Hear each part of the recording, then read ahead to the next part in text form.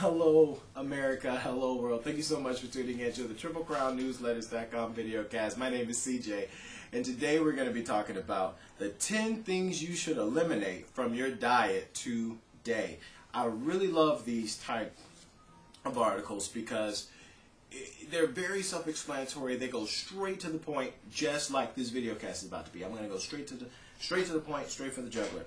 You know, the things that you should eliminate from your diet, your kitchen, your life, and everyone you love life, are trans fats. We need to get rid of the trans fat. Trans fats are just completely bad. That's why you see a lot of things that say no trans fat. But the thing you need to understand is that partially hydrogenated is a trans fat. So on some packaging you'll see no trans fat, but then if you read the back of it with all of the ingredients, you'll see partially hydrogenated. So what they do is they play the semantic game just to kind of trip you up, just like crystalline fructose, it is also a sugar, or sucralose and all of those things. Look, it's sugar at the end of the day, and they're just coming up with all these words to make you think that it's different when it really isn't. So be careful with that and do your research to make sure that you're on top of that. Also, if you eat trans fats, it clogs your arteries. That's no good. It also induces and or causes type 2 diabetes.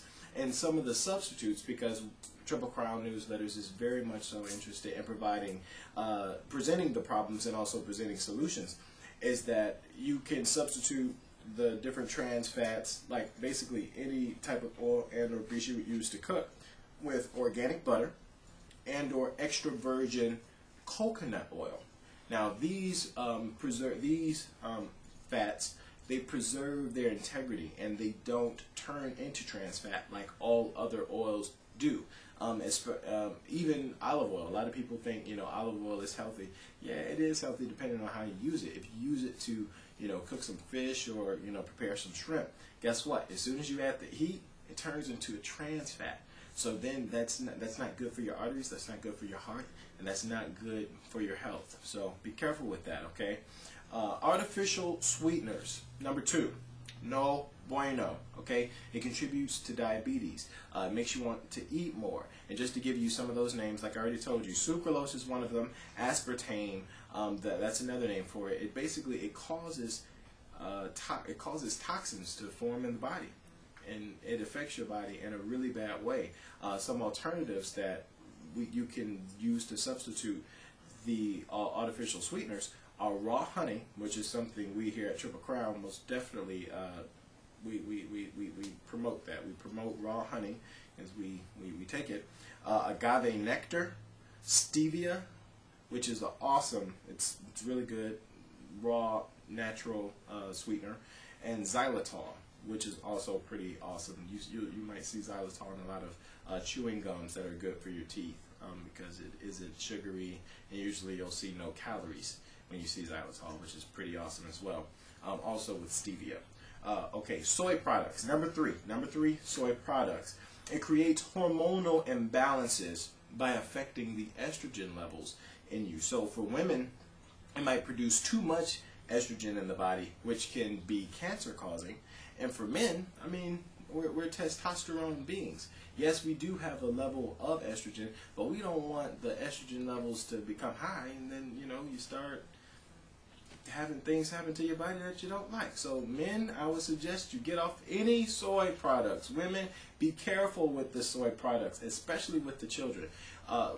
For a substitute for soy products and or milk, it would be better, especially for children, to use goat milk. Goat milk is a lot healthier, and it's a highly anti-allergenic fluid, which is amazing, because usually with a lot of dairy products and or sometimes even some soy products, you might get a little phlegmy, or you might become more susceptible to different things like colds and sneezing and blah blah blah. But goat milk, even though it sounds a little bit disgusting, is anti-allergenic, which is pretty awesome. Pork products.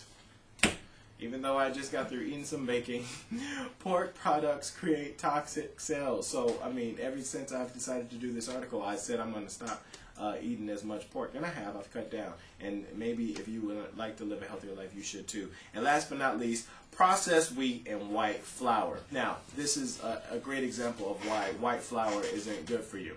Don't you remember when you were in elementary school and you used to do paper mache?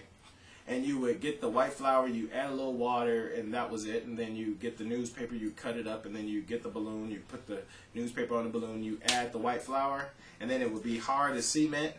And then you pop the balloon, and then it would stand there on its own, the bank you made or the pig that you made. Guess what? Does the same thing to your intestines. Is that a good thing? Do you want rock solid, crusty walls all up inside of your intestines? I don't think so, and I wouldn't either. So with that being stated, if you like the information that you've heard today, continue to read this article and or visit www.triplecrownnewsletters.com to get the 5 other tips for living a healthier life.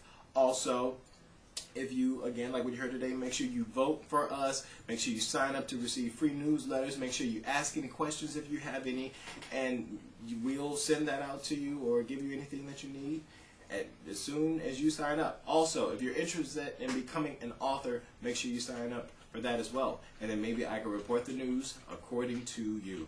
Thank you so much for tuning in to the TripleCrownNewsletters.com videocast, your source for unfiltered truth.